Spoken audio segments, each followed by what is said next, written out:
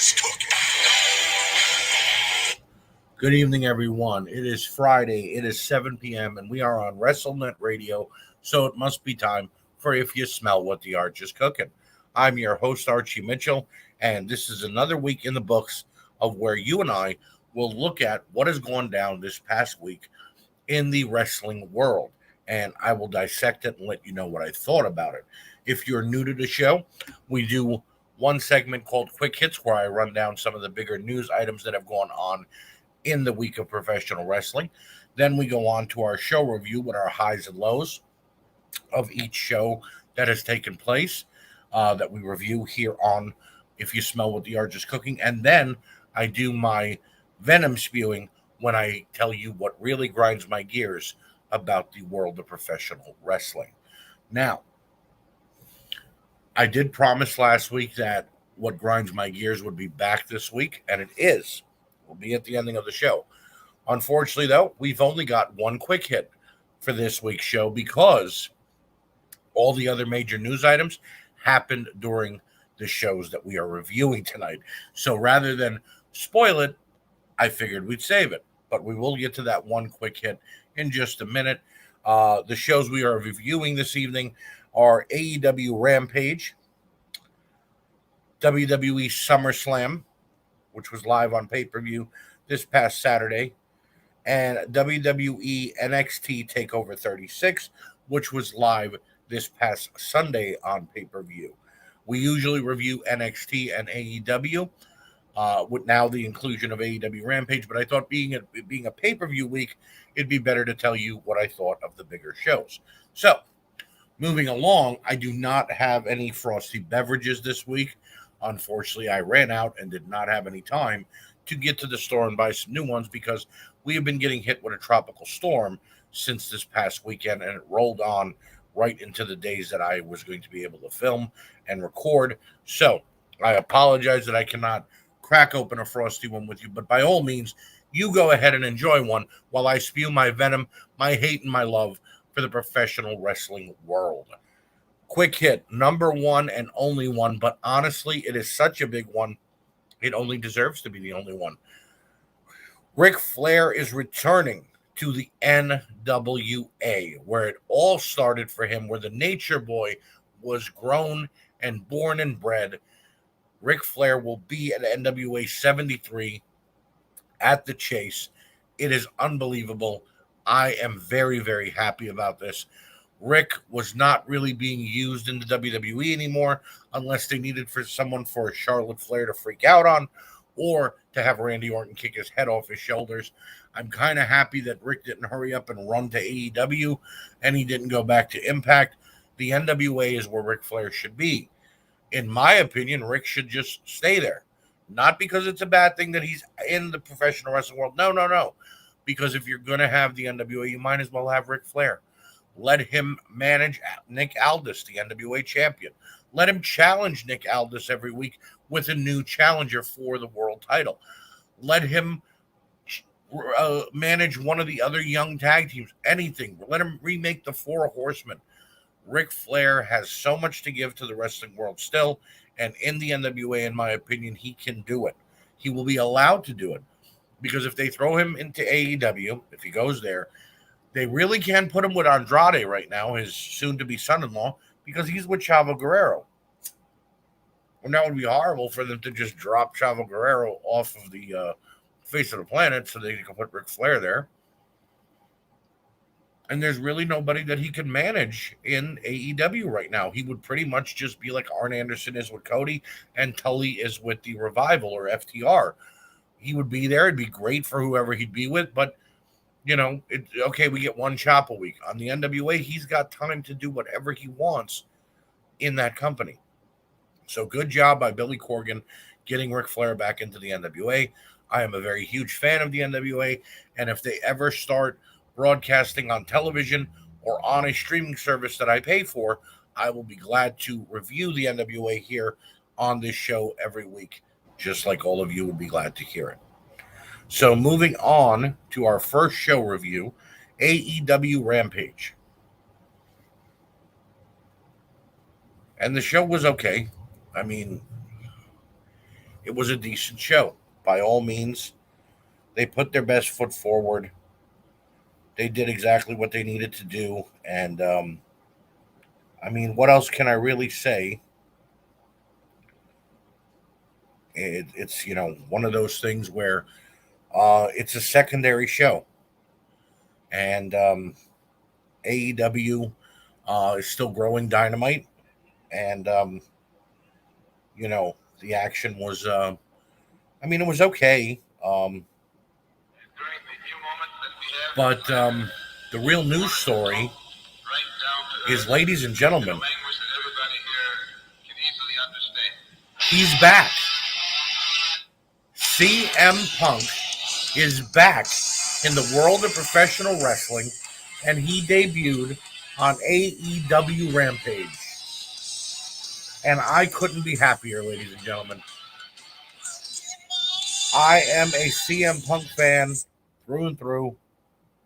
The pipe bomb is still one of my favorite things that he did back in the WWE.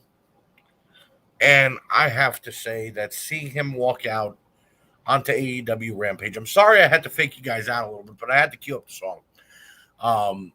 Seeing him walk out on AEW Rampage gave me chills. And everything that he said was absolutely phenomenal. Mentioning that he could never get mentally, physically, and spiritually healthy by staying in the place that he got sick. Mentioning that he had to finally find himself and come back now to the world of professional wrestling, not sports entertainment, professional wrestling. CM Punk told us that he is back. He is there in AEW for the young superstars. He is there to settle some scores, which there's a lot of guys in that locker room that I would love to see him have a match with again and have a match with for the first time. And there are so many different directions that CM Punk can go in AEW.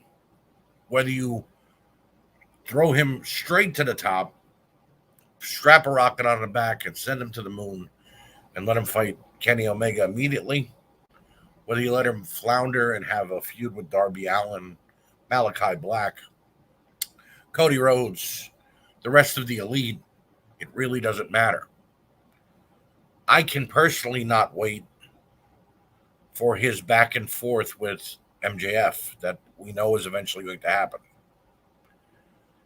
And CM Punk, welcome back to the world of professional wrestling. Thank you for coming back. His words of apologeticness to the fans about him leaving and the way that he left and saying he'd never come back were true and raw emotion. You could see it on his face. And then he gave everybody ice cream bars.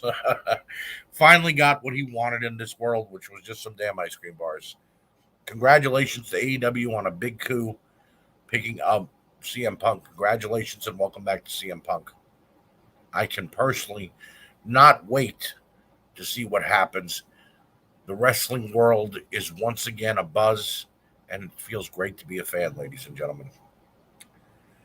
Up next on the show, we had Jurassic Express taking on Private Party, and both teams showed off big time in the opening match, and the crowd cheered for both teams. It was amazing. The energy from Punk switched into this match, and lots of great back and forth double team moves, and it looked like Private Party might have gotten the win, but Jungle Boy and Luchasaurus made an incredible comeback and picked up the win at the 20-minute mark. If you're going to have a tag team and elimination tournament, you're going to put these two teams on first in the semifinals. By all means, let them go all out. It's Rampage. You're supposed to. This is the show you're supposed to make your stars on to put on Dynamite. Jurassic Express and Private Party, well done. Then Don Callis and Kenny Omega cut a promo, and it was perfect and to the point. Omega never mentioned Punk and said that he has his sights set on Christian. That was perfectly well done. They couldn't have done it any better. There was no reason for Omega to mention Punk. There was no reason for Omega to, even give a hand symbol or a gesture. He's been wearing Chick Magnet and Cookie Monster shirts forever since this whole thing started. So it was the right amount of promo at that moment for the World Heavyweight Champion. Then we got Jade Cargill taking on Kiera Hogan, and this was a 2-minute squash match. but this was perfect in my opinion. This is how you book Jade if you want to get her over as a loudmouth heel. Let her talk and then let her back it up, and not just on Dark. Let her do it on Rampage and Dynamite. Kiera Hogan's a great talent, and she's still floundering because she's in the free agent pool. She's going to be in NWA. She's now, back in AEW. She just came to AEW. Let her do her thing. But if you're going to build Jade Cargill up, go ahead and do it. It was perfectly fine. And then we got Jon Moxley versus Daniel Garcia. Mox basically beat the hell out of this kid the whole match, but Garcia got in a little offense. Mox hit his double arm DDT at the 5-minute mark, and that was all she wrote. Match ends, and after 2.0 and Garcia attack Moxley, Kingston and Sting come in to make the save, and it just seems like this story is going to continue. But if it's continuing to put over and give TV time to Garcia and 2.0, I didn't like 2.0 when they were in NXT as Everrise. I still really don't like them, but at least they're getting TV time here for a cause. And I don't know who Daniel Garcia is yet, but I'm starting to learn. So this is the way this show should be. Yes, did he get squashed slightly by Mox? Yes, but it was still an entertaining match, and the storyline will continue between the three top faces and these three newcomers to the company. So AEW Rampage, in my opinion, a 1-hour show. The highlight of the night, of course, was CM Punk, and then the tag team match between Jurassic Express and Private Party. 3.5 out of 5 for me on that rating, but definitely a can't miss show if you haven't watched it yet. And now we come to SummerSlam. Pay-per-view, Saturday. 51,000 fans packing the arena in Las Vegas, Nevada. And here are the highs. We got Big E and Baron Corbin on the pre-show, a battle for the briefcase that Baron Corbin stole from Big E for the Money in the Bank contract. This was a really good match on the kickoff show. I think it should have been on the main show, to be honest. Corbin fought his heart out and even hit Big E with a deep six, but it was only for a 2 count. Big E hit his diving spear through the middle rope, and then the big ending to get the win and reclaim his Money in the Bank briefcase at the 15-minute mark. And again, should have been on the main show. I don't know why they threw him to the pre-show, but I guess it's because they've only been doing the storyline for a couple weeks. No big deal. Orton and Riddle taking on Styles and Omos. I'm not really a fan of makeshift tag teams, and that's kind of what we have here. Omos and Styles have defended the titles twice since winning them. And Orton and Riddle, although they're great, it's just they're a makeshift tag team. They've been thrown together. But Orton and Riddle worked excellent here together. AJ and Omos had control for most of the match, but towards the ending, Riddle took Omos out on the outside. Styles hit his flipping reverse DDT to the outside, which was fantastic to see. And then when he got back inside of the ring, Randy Orton hit an RKO out of nowhere and gets the win, and the new World Tag Team Champions in 20 minutes of the match, RK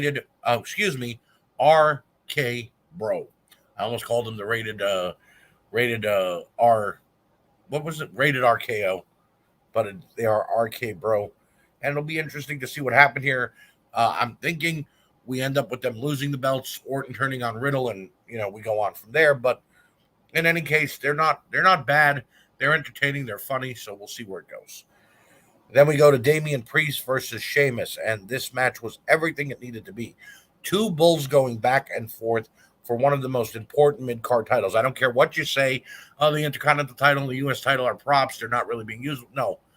The United States title, when used properly, is one of the most important titles in our business, held by guys like Ric Flair, Dusty Rhodes, Wahoo McDaniels. So,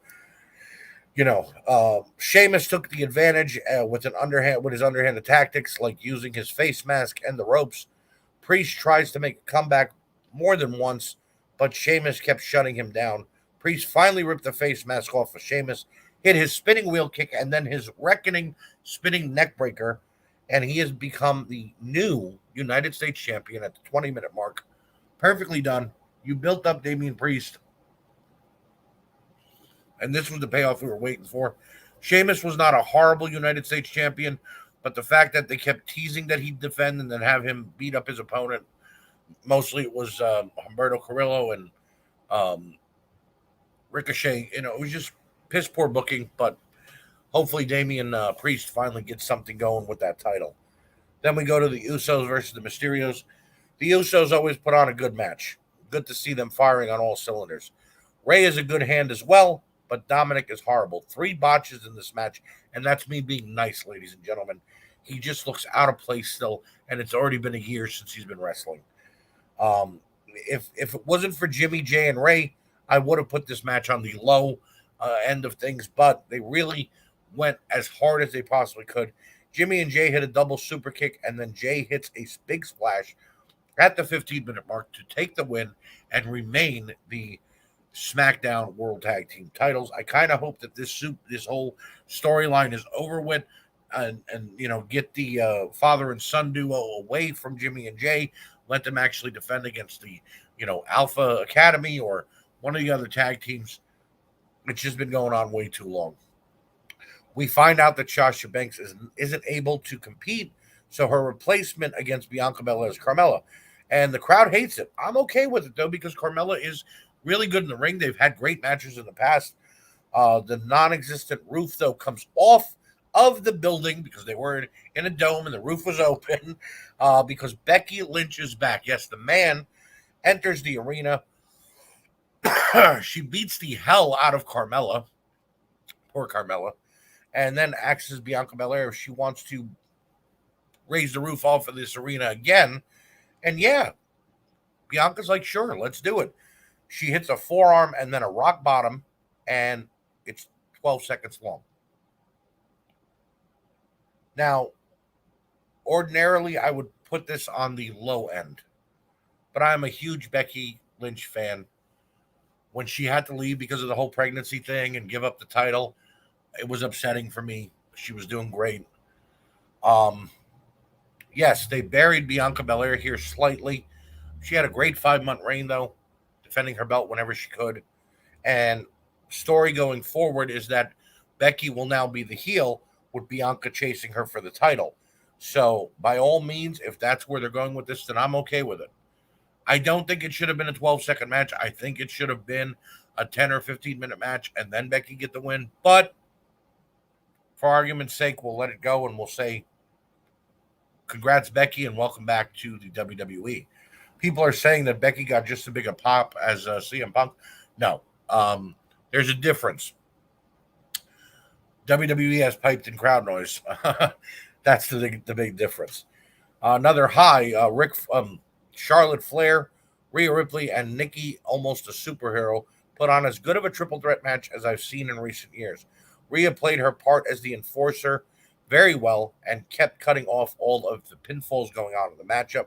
Nikki was great as the champion and sold her almost superhero gimmick very well. But the Queen outshined them all, and the double counter of that suplex it had me in awe. And then that corkscrew splash from Charlotte onto Rhea and Nikki on the outside, amazing. I may say Charlotte is too oversaturated. She gets too much time. But you want to know the truth? That this is why, because she puts on matches like this.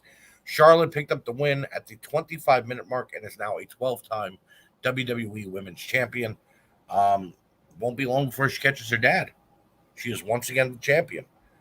We then get Rollins versus Edge. Rollins' attire, I don't know if he wanted to be Beethoven or a pirate, but still a good entrance. And then Edge's entrance with the whole Brood beginning and then going into his On This Day. This storyline has been booked perfectly, and so was this match. Rollins with a top rope suplex and Falcon's Arrow combo. It was unbelievable. His reversal of the spear into the pedigree, I've never seen it before, and it actually came off pretty damn well. And his vicious attack on Edge's neck, I mean, they sold it. They sold what they had to here. Edge pulled out the educator, the execution, and even a glam slam and could not pick up the win. When nothing, not even the spear could get things done, Edge pulled out the crossface submission and at the 30-minute mark picks up the victory in a classic. This, in my opinion, was the match of the night. You may have a different opinion. I understand. But Edge and Rollins, in my opinion, stole the show. We then come to Roman Reigns versus John Cena.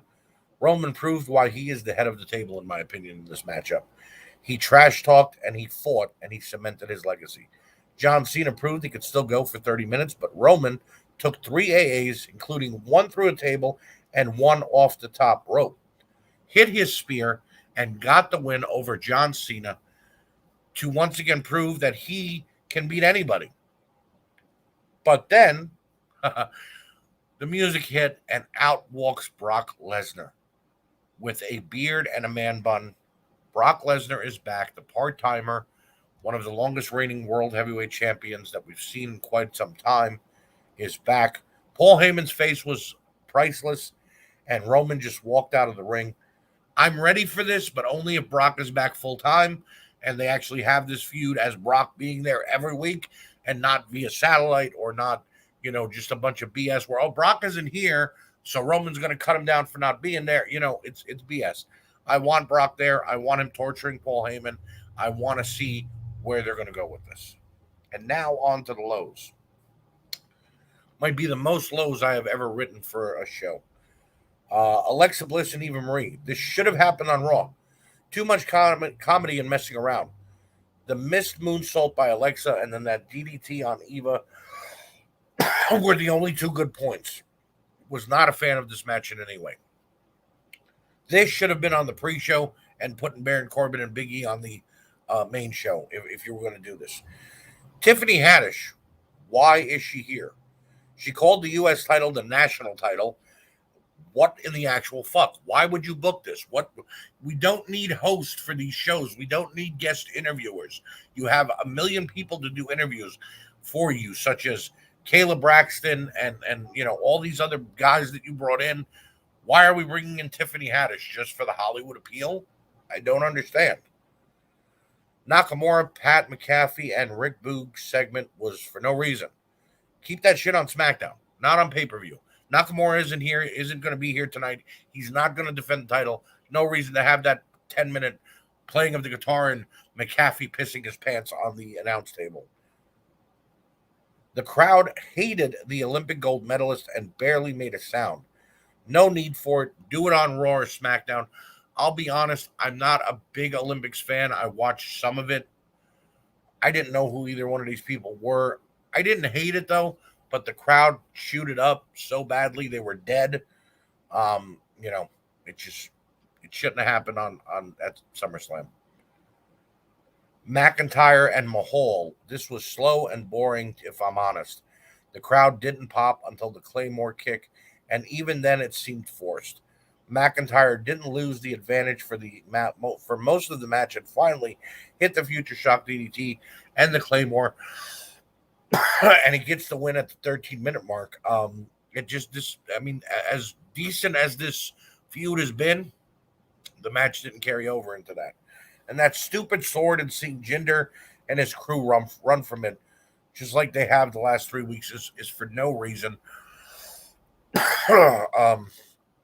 We're supposed to believe that the referee would let McIntyre just murder them in the middle of a pay-per-view. The way they run is like he's really going to stab them. This is take the sword away now. He's not Braveheart. It was great during that one WrestleMania. We're over it now. He's Drew McIntyre. It's done. And finally, the last low of the evening, Lashley versus Goldberg. This is the piece of shit booking that is killing this company. Or at least the main roster. You follow up Edge versus Rollins. That's right. These are not in order, guys.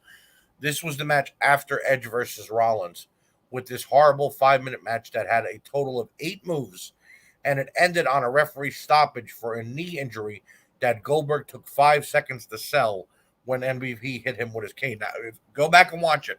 He hit Goldberg in the leg. Goldberg literally stopped, turned around, looked at MVP, and then went, oh, no. It was horrible.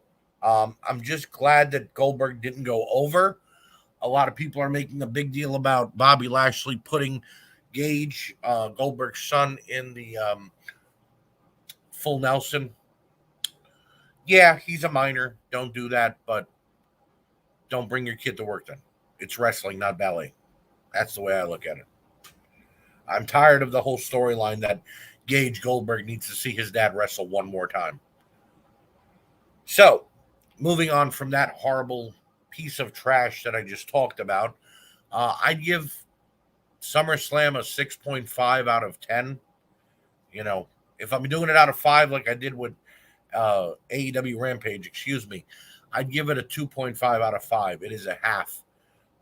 If you want to watch it, go ahead. Fast forward through what I said were the highs and the lows, um, and then go on from there. Because honestly, the lows really take a lot out of you as a wrestling fan. Moving on now to NXT Takeover 36. And I'm going to make a statement right now. There were no lows during this matchup, during this pay per view. That's right. You went from SummerSlam, I just told you all those lows, to now NXT Takeover 36 with no lows. Here we go. The highs. Grimes and Knight. Both guys had a good outing here in the opening match. Knight hit Grimes with everything he had and then some. Grimes took a wicked looking bump with his reverse slam and coming down on the back of his own neck. Knight went for the belt. MDM got some shots in, and even a $1 Million Dream, which I popped for.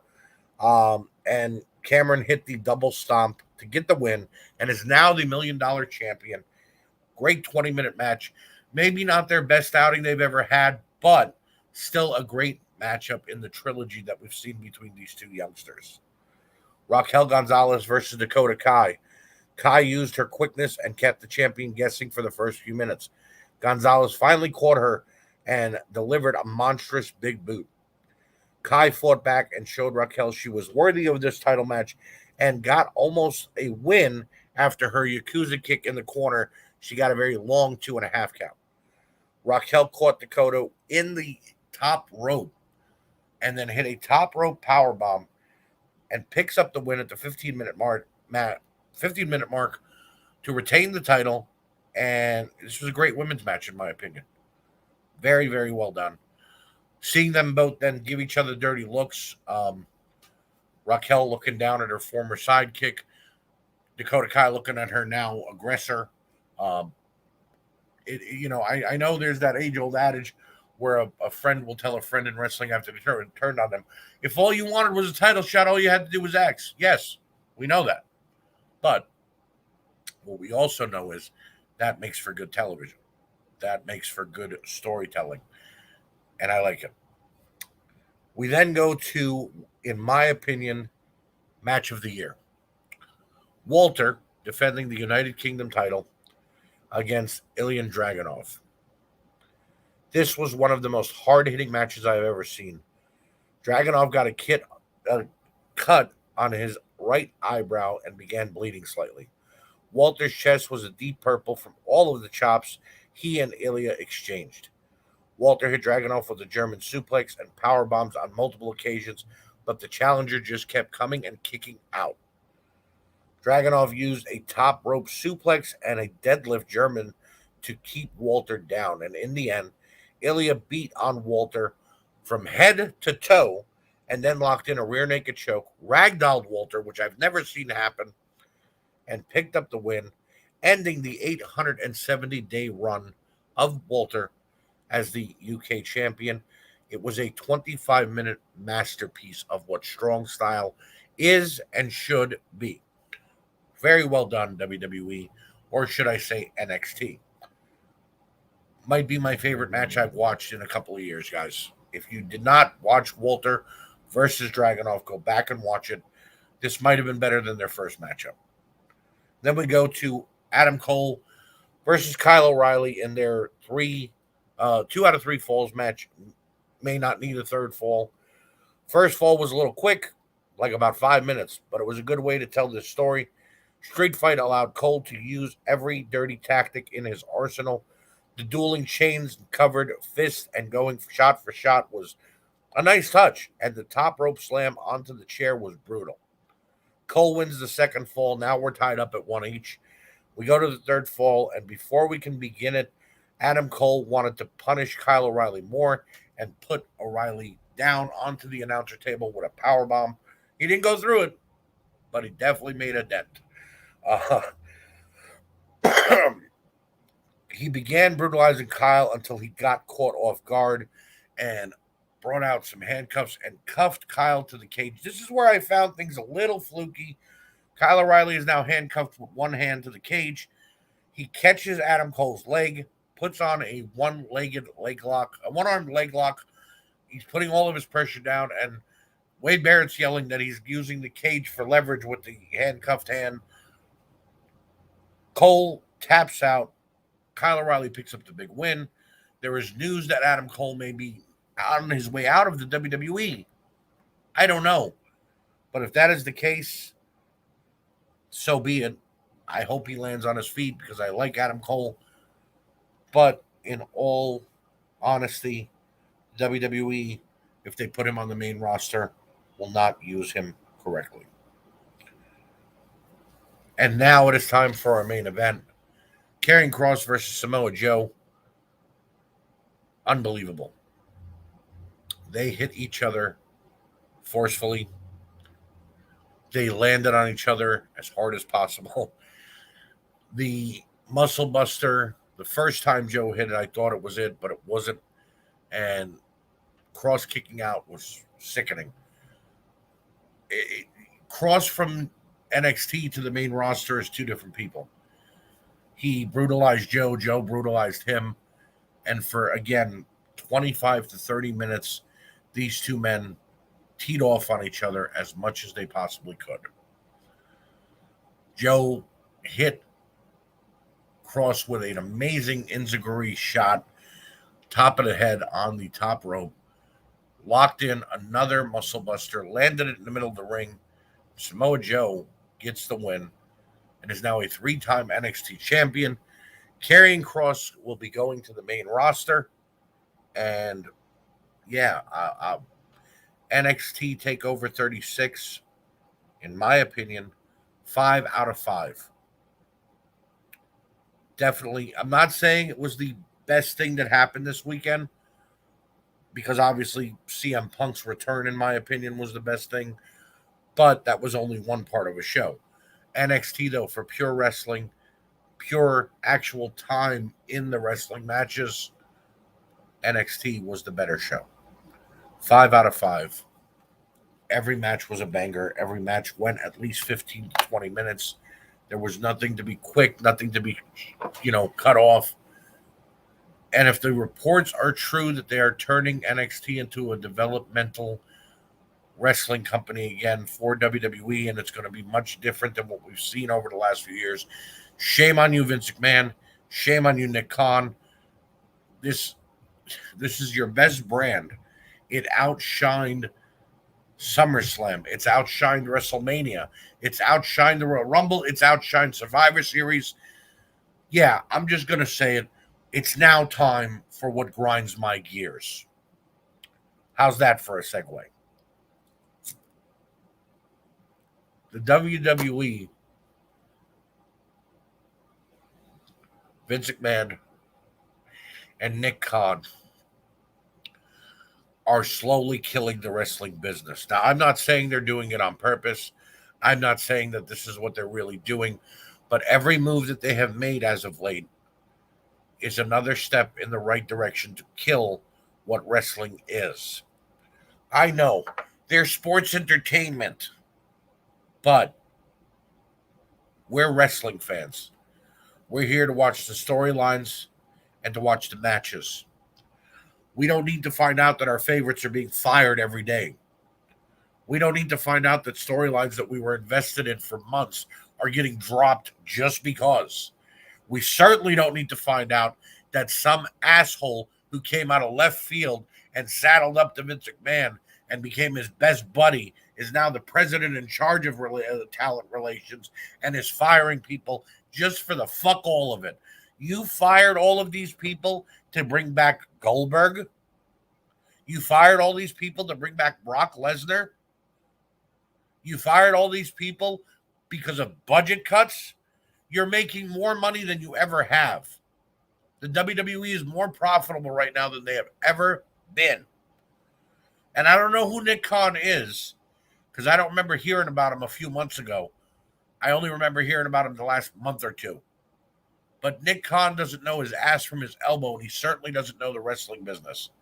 The last time a company fired so many people so quickly and randomly, the last time a company put on such piss poor booking, the last time a company did as many idiotic moves as the WWE is doing right now, they went out of business. Their name was WCW. And people may want to blame Vince Russo and Eric Bischoff, and I'll give that. They really did a bad job of booking things. But it was all of the bad moves going on in the front office with Turner and America Online, and they were doing things to cut the company off at the knees. I don't understand it. I don't know what's happened. And I really hope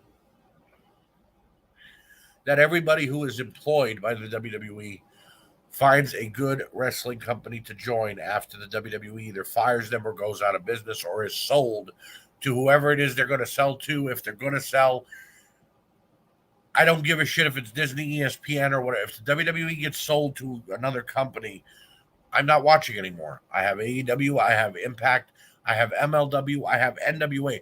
In fact, I am on such an overload from this past week's worth of wrestling with all the pay-per-views and TV shows that I watched. I'm taking a couple of day break from everything and just going to let it all DVR and I'll catch up as I can. But Vince McMahon and Nick Khan have ruined the great sport of professional wrestling. Vince McMahon and Nick Khan have ruined sports entertainment because Vince McMahon thinks he knows what makes a wrestling star in 2021. Now, you could say what you want about AEW. They get botchy every now and then. They have microwave booking. Everything's too quick. Nothing is done slowly. But their wrestlers are kicking their own asses, busting their asses, and giving 150% every week. Whether they're on Dark Elevation, now Rampage, or Dynamite, those guys are going out there and trying their best to do what they can to entertain their fans. Say what you want about Impact Wrestling. They went through a not knowing who there were crisis. They hired all of WWE's old castaways. They didn't want to get rid of the TNA title. They keep bringing in older guys to run the company that don't know what they're doing. No, Impact has made a tremendous bounce back. They've got superstars, wrestlers like Ace Austin, Brian Myers, Matt Cardona. Yes, I'll even praise Matt Cardona. Deonna Purrazzo. They have got a roster of homegrown stars like Eddie Edwards and Moose and Chris Sabin. They have built their company to at least be a steady going forward business. Say what you will about MLW. They don't have a major TV deal. They keep losing their big names to bigger companies. Well, guess what? They make new ones immediately. Jordan Oliver is unbelievable in the ring. Jacob Fatu is the second coming of Yokozuna and Umaga rolled into one. They have guys on that roster who you might not know their name, but after the match, you want to know it. Say what you will about the NWA. Say what you will about New Japan. Say what you will about your local indie wrestling company that is having a show this weekend. At least they're trying to build this business. At least they're trying to take us to the next generation. At least they're trying to make things better. When all Vince McMahon is trying to do is make himself laugh. Well, to that, I say fuck you, Vince McMahon. And fuck you, Nick Khan. Because you have ruined the company that I loved. You have ruined the company that I have been watching since WrestleMania 6. You ruined the company that I have memories of that I still want to remember. But through all of your bullshit and all of your ugliness that you have put forward, I don't know if I can remember them anymore. We can be a fan of more than one company. I watch NXT and AEW so I can do this show. There are some weeks I watch Raw and SmackDown so I can talk about it on this show. I watch them anyway. All I got to do is write it down. And I watch every other wrestling show on television that I get. And there are some nights when insomnia is so bad that I check my DVR and my on demand to see if there's other wrestling companies that I could watch. So we can be a fan of every wrestling company there is. Doesn't make us bad people. No. What makes us bad people is when we chime in and say, Punk wasn't that great.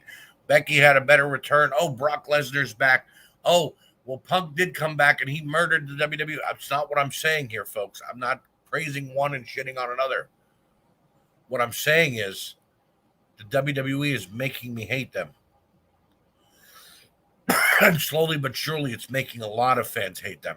There are fans who won't watch the current product anymore.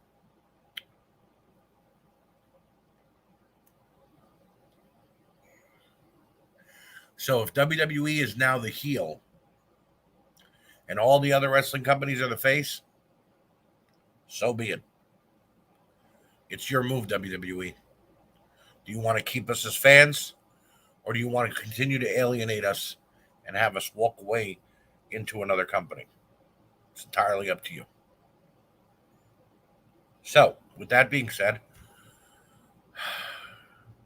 thank you for joining me on another episode. Continue to support WrestleNet Radio, the We Can't Wrestle podcast, Slice in Time, the year that was, Reliving the Extreme, Maximum Gold, and of course, this show right here. New content will be coming up over this week as well. Thank you. Have a great night, and I'll see you next time on If You Smell What the Arch Is Cooking.